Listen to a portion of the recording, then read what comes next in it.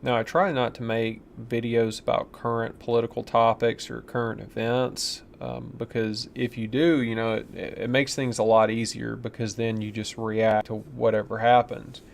But the only way that we can keep up with current events, for the most part, is through the mainstream media because they're the ones who actually have all the reporters and people out there, physically to report on everything, right? They've got their huge network to bring in the news and then redistribute it. But even to the extent that we put our own interpretation on things, they're still defining the agenda and telling us what's happening in the world. So I try not to comment on any of that stuff because it's kind of like conceding defeat, even if you can interpret it in your own way. But in this case, I got to talk about it because it's very interesting to me. I haven't been following the Yellow Vest protests very closely, but they're apparently in their 17th week, which is a really long time. It means that the French establishment is basically unable to do anything about it. That's a serious problem, and for them at any rate. And as I understand it, it's a broad populist movement. So the only thing that all of these people can agree on is that they hate their elite and don't trust them. So that's a really good thing, right? That's something we can all get behind, no matter where we live, for the most part, anyway. So what these yellow vest protesters did, about 100 of them, in a small town in southwestern France called Tarbes or Tarbes, they were getting their protest together, doing their thing at about midnight, and then somebody in the crowd shouts, "Let's go get the Freemasons!"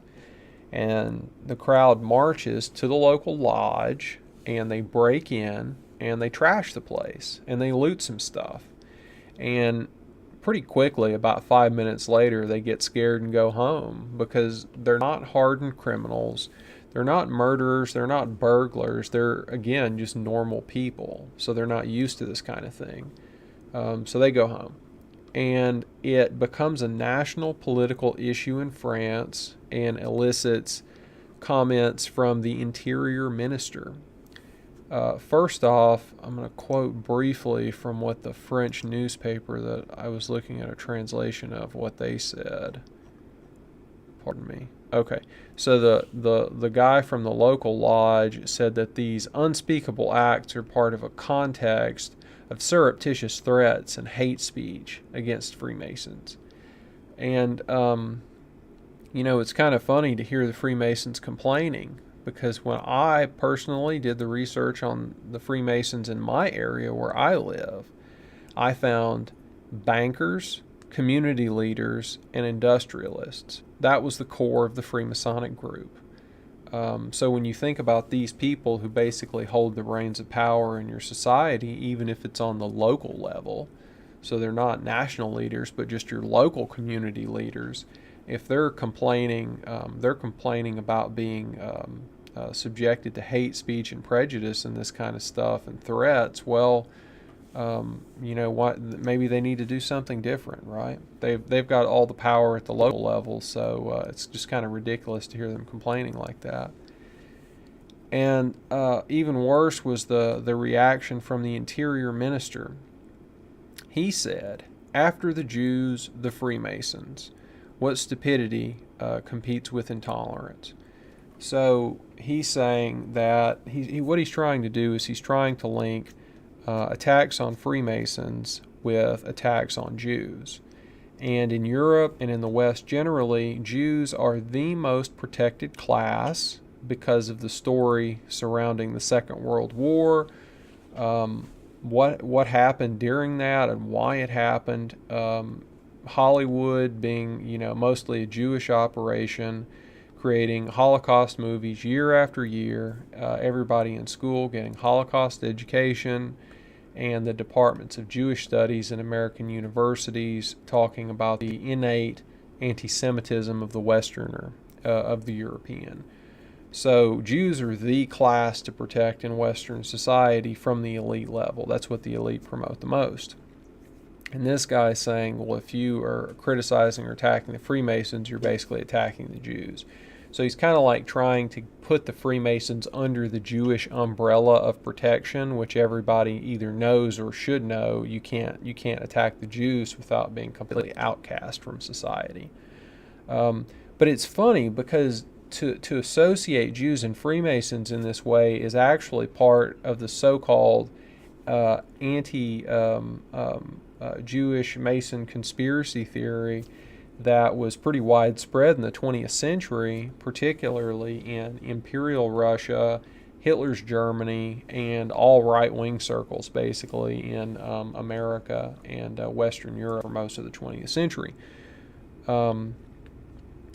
And, maybe if you go look at your local area, even if you don't have a lot of Jews living in your area, you might find out that they were in the lodge, right? You might find out that they were associated with local banking and industrial stuff, even if there weren't that many there. You might go to your local Jewish cemetery and see the Masonic symbols on some of the tombstones, as well as the 33, or a double-headed eagle with 33 on its chest and grasping a sword or a dagger in both hands, which I have done myself and seen all this personally. So it's just kind of strange because the elite basically they want to have it both ways. They want to say you can't criticize the Freemasons or you're a Hitlerite because of this anti-Jewish stuff. But then they themselves are just completely drawn into making those associations. So I'll wrap this up by talking briefly about the interior minister himself, Christophe Castaner. He's the one who said after the Jews, the Freemasons, which one of these is more stupid or more intolerant to criticize one of these two groups. He's the disciple of a guy named Michel Sapin.